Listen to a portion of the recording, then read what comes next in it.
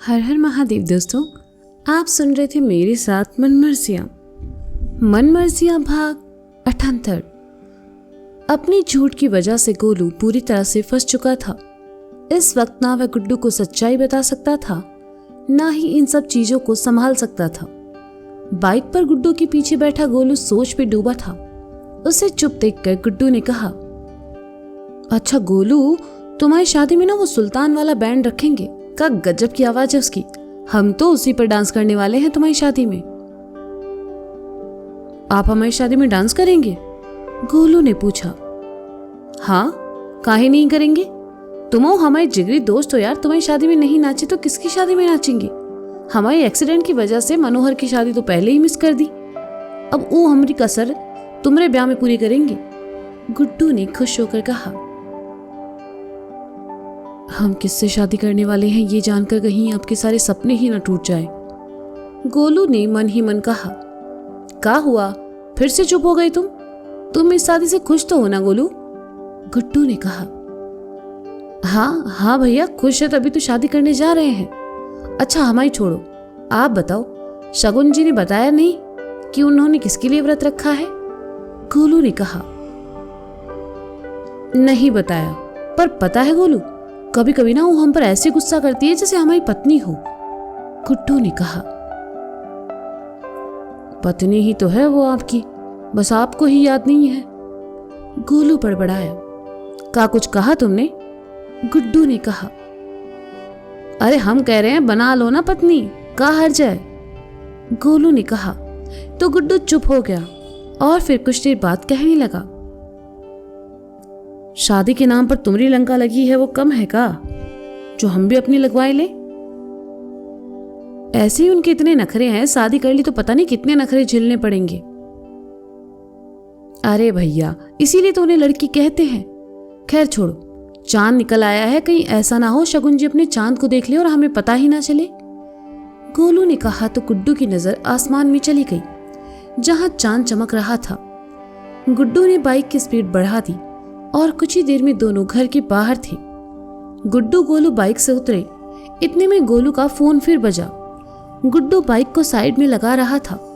गोलू ने साइड में आकर जैसे ही फोन उठाया, दूसरी तरफ से पिंकी की गुस्से वाली आवाज आई।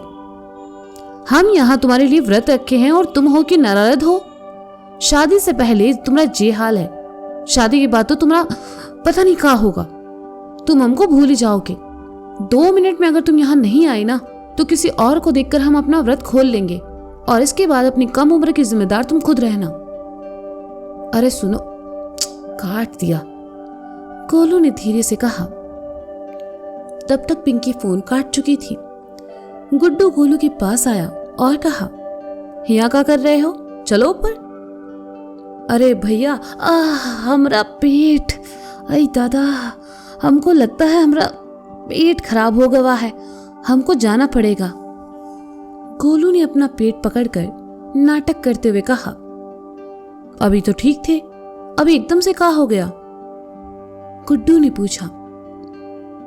अरे भैया, मौत मुसीबत और टट्टी कब आ जाए कुछ पता नहीं चलता। तुम आओ, चलो हम फ्रेश होकर आते हैं।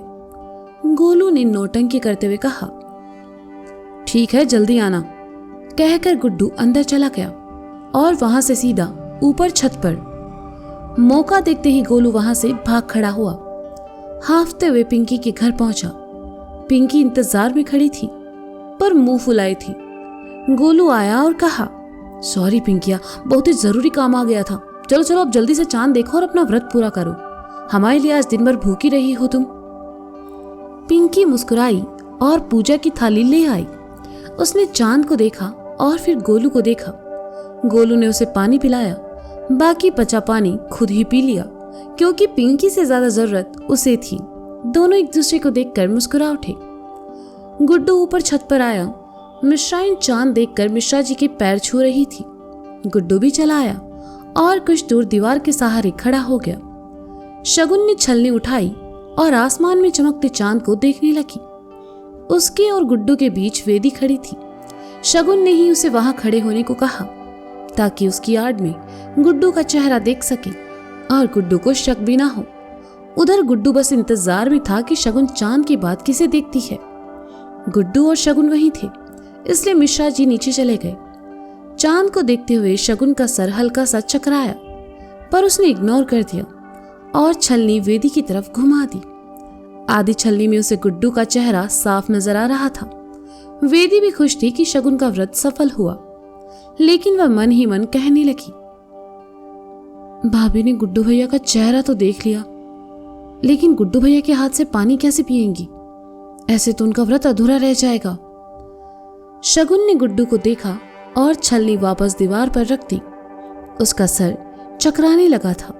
शगुन ने एक नजर गुड्डू और वेदी को देखा और धड़ाम से नीचे जा गिरी। मिश्राइन, वेदी और गुड्डू ने देखा तो तीनों एक साथ चिल्लाए और शगुन की तरफ दौड़े। गुड्डू ने दौड़कर शगुन को उठाया और उसका सर अपनी गोद में रखा और उसका गाल थपथपाते हुए कहा, शगुन, शगुन क्या हुआ? शगुन उठो। हम कहे थे कि मत रखो व्रत, सुबह से इसकी तबीयत खराब थी, लेकिन जे नहीं मानी। अरे वेदी, खड़ी खड़ी देख कर रही हो, पानी का ग्लास दो। मिश्राइन ने शगुन का सर सहलाते हुए कहा। वेदी ने जल्दी से थाली में रखा पानी का ग्लास उठाया और मिश्राइन को देने लगी, तो गुड्डू ने बीच में ही पानी लेकर पानी के छींटे शगुन के मुंह पर मारे। शगुन को थोड़ा होश आया तो गुड्डू ने कहा, शगुन लो पानी पियो।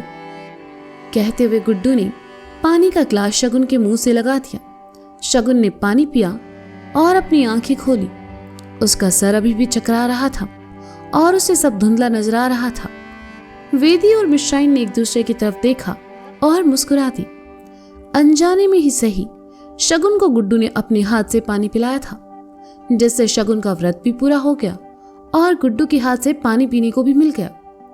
शगुन ने महसूस किया कि वह गुड्डू की गोद में है और मिश्राइन, वेदी भी वही है, तो वह जल्दी से उठी और कहा, मुझे चक्कर आ गया था। महादेव का शुक्र है कि तुम ठीक हो। अब चलो नीचे चलकर पहले पेट भरकर खाना खाओ, उसके बाद दवा देती हूं तुम्हें, मिश्राइन ने उठते हुए कहा। गुड्डू ने शगुन को उठाया और कहा, पागल लड़की, क्या जरूरत थी दिन भर भूखा प्यासा रहने की? अच्छा लड़का मिलना होगा, मिल जाएगा, उसके लिए खुद को तकलीफ काहे देनी? अभी कुछ हो जाता तो? गुड्डू की आंखों में प्यार और बातों में अपने लिए परवाह देखकर शगुन को बहुत खुशी हो रही थी। वह प्यार से बस गुड्डू को घूरते रही। मिश्राइन नीचे चली आई। वेदी भी पूजा की थाली लेकर आई और कहा, नीचे चले? हाँ, कहते हुए शगुन जैसे ही आगे बढ़ी, लड़खड़ाई। गिरने की वजह से पांव में हल्की सी मोच आ गई थी। गुड्डू ने देखा तो कहा, देखा, कर लिया ना नुकसान। रुको, कहते हुए वह शगुन के पास आया और जैसे ही उसे उठाने लगा, शगुन ने पीछे हटते हुए कहा, ये क्या कर रहे हैं आप? गोद में उठाकर नीचे ले जाने की सोच रहे हैं, और क्या कर रहे हैं? गुड्डू ने कहा और बिना शगुन की इजाजत के ही उसे गोद में उठाया और सीढ़ियों की तरफ चल पड़ा। वेदी ने देखा तो मुस्कुराकर उन दोनों के पीछे चल पड़ी। गुड्डू थोड़ा खुन्नस में था। एक तो उसे पता नहीं चला कि शगुन ने व्रत किसके लिए रखा है, ऊपर से उसे शगुन को गोद में उठाकर लाना पड़ रहा था। तीनों नीचे आए, तब तक मिश्राइन खाना लगा चुकी थी। गुड्डू जैसे ही नीचे आया, मिश्रा जी को देखकर उसने शगुन को एकदम से छोड़ दिया। शगुन एक बार फिर नीचे जा गिरी। मिश्रा जी ने देखा तो जल्दी से शगुन के पास आए और उसे उठाते हुए कहा, अरे बिटिया, लगी तो नहीं? नहीं, मैं ठीक हूं, शगुन ने गुड्डू को गुस्से से देखते हुए कहा। कैसे गिरी? मिश्रा जी ने कहा, वो मेरा पैर फिसल गया था। शगुन ने कहा तो मिश्रा जी ने कहा, थोड़ा ध्यान से चला करो, जैसे सीढ़ियां थोड़ी फिसलन हो गई है, कल ही ठीक करवाते हैं। मिश्रा जी ने कहा, अरे शगुन, वहां क्या कर रही हो? यहाँ आओ, खाना लगा दिया है तुम्हारे लिए। मिश्राइन ने कहा, आप नहीं खाएंगी? शगुन ने पूछा। नहीं, हम कल सुबह की पूजा के बाद ही खाएंगे, जे सब तुम खाओ, बैठो, मिश्राइन ने कहा। शगुन को गिराने के बाद गुड्डू में कहाँ हिम्मत थी कि वह शगुन के सामने जाए, इसलिए वापस ऊपर जाने को मुड़ गया। मिश्राइन ने देखा तो कहा, ए गुड्डू, आज खाना नहीं खाओगे? यहाँ आओ, हम बाद में खा लेंगे, गुड्डू ने कहा। शगुन ने सुना तो मिश्राइन की तरफ देखने लगी। गुड्डू से पहले वह कैसे खा लेती? शगुन की मनोस्थिति मिश्राइन समझ गई, इसलिए कहा, ठीक है, बाद में खा लेना, पर यहाँ आकर तो बैठ जाओ, हमें थोड़ा काम है, हम जा रहे हैं। शगुन को कुछ जरूरत हुई तो कौन परोसेगा? चलो आओ। वेदी है ना, वो परोस देगी, गुड्डू ने कहा। हाँ, मेरा बहुत नींद आ रही है, हम जा रहे सोने। वेदी ने उबासी लेते हुए कहा तो मजबूरन गुड्डू को आना पड़ा। वह आकर शगुन के सामने पड़ी कुर्सी पर बैठ गया। मिश्राइन चली गई। मिश्रा जी भी उठे और अपने कमरे की तरफ चले गए। उनके जाते ही गुड्डू ने शगुन से कहा, सॉरी, वो पिताजी को देखकर हमने तुम्हें छोड़ दिया। हमारा ऐसा कोई इरादा नहीं था हम तुमको चोट पहुंचाए, पर तुम सोचो पिताजी हमें ऐसे देखते, तुम्हें गोद में उठाए तो हमारी तो बारात निकाल देते ना, इसलिए हमने तुम्हें छोड़ दिया। कहते कहते गुड्डू की आवाज धीमी पड़ गई। शगुन ने कुछ नहीं कहा। वहां रखी खाली प्लेट गुड्डू के सामने रखी और उसमें खाना परोसते हुए कहा, बहुत अजीब हो आप। कभी कभी लगता है जैसे बड़े समझदार हो और कभी कभी बिल्कुल बच्चे बन जाते हो। कभी मजाकिया तो कभी सीरियस। आपको समझना थोड़ा मुश्किल है। हाँ, हमारी अम्मा भी कहती है कि हम बहुत ही उलझे हुए इंसान हैं। पहले ऐसे नहीं थे, अब हो गए हैं जब से समझने लगे हैं सबको, पिताजी को, तुमको। कहते कहते गुड्डू ने शगुन को देखा तो पाया वह उसे ही देख रही थी। गुड्डू का दिल धड़क उठा। उसने शगुन से नजरें चुराते हुए कहा, तुम खाओ ना खाना, ठंडा हो जाएगा। आप शुरू कीजिए। शगुन ने कहा तो गुड्डू खाने लगा। उसके बाद शगुन ने शुरू किया।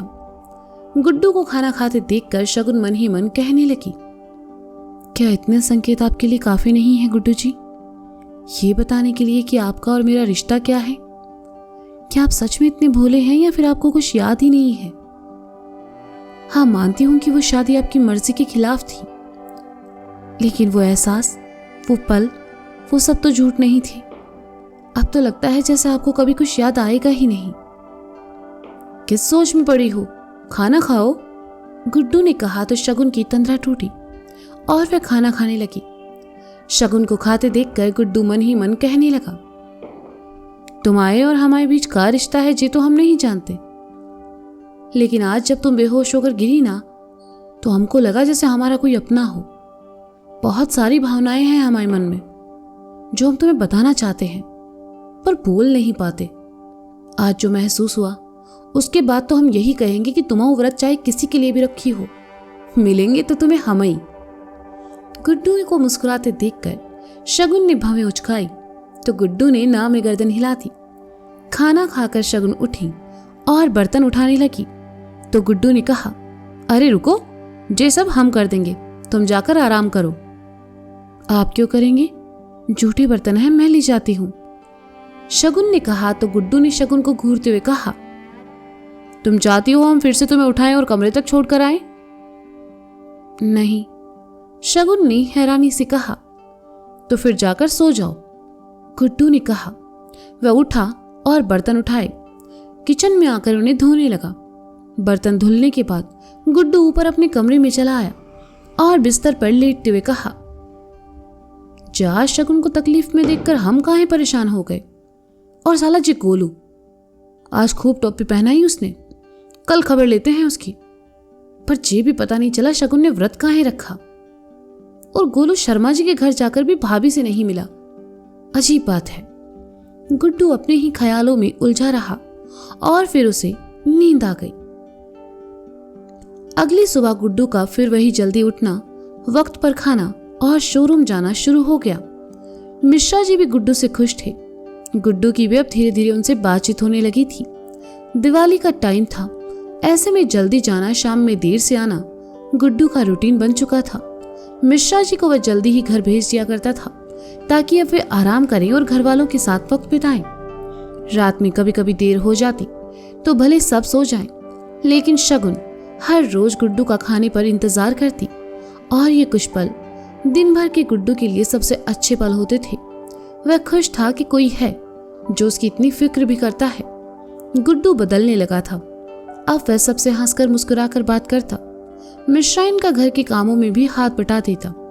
उसकी शिकायतें आनी लगभग बंद हो चुकी थी। कभी कभार मिश्रा जी और वेदी के साथ बैठकर कैरम भी खेल लेता। घर का माहौल इन दिनों काफी खुशनुमा था। उधर गोलू और पिंकी भी बहुत खुश थे। जैसे जैसे शादी के दिन नजदीक आ रहे थे, दोनों का प्यार एक दूसरे के लिए बढ़ता जा रहा था। दिवाली की शाम गोलू और गुड्डू दोनों परिवारों ने एक साथ दिवाली मनाने का प्रोग्राम बनाया। गुप्ता जी ने मिश्रा जी से खुश थे और चले आए गोलू और गुप्ताइन के साथ। सबने साथ मिलकर लक्ष्मी पूजा की और आंगन में आ बैठे। गोलू, गुड्डू, वेदी और शगुन ऊपर छत पर चले आए और पटाखे जलाने लगे। गुड्डू बहुत खुश था। उसे खुश देखकर गोलू और शगुन भी खुश थे। गुड्डू वेदी के साथ पटाखे जलाने में व्यस्त था। गोलू दीवार के पास खड़ा हो गया और गुड्डू को देखने लगा। गोलू को अकेले देखकर शगुन उसकी ओर आई और कहा, क्या बात है गोलू जी, आज थोड़ा चुपचाप है आप? गोलू शगुन की तरफ पलटा और कहा, गुड्डू भैया कितने खुश नजर आ रहे हैं। हम उनसे उनकी खुशियां छीनना नहीं चाहते भाभी। मैं कुछ समझी नहीं, शगुन ने कहा। 2 हफ्ते बाद शादी है और गुड्डू भैया को अभी तक नहीं बताया कि किससे है। जब वो पिंकी को मेरे साथ देखेंगे तो पता नहीं क्या होगा, गोलू ने कहा। शगुन ने अपना हाथ गोलू के हाथ पर रखा और कहा, गुड्डू जी आपसे बहुत प्यार करते हैं, देखना वो समझ जाएंगे और खुद आपकी शादी पिंकी से करवाएंगे।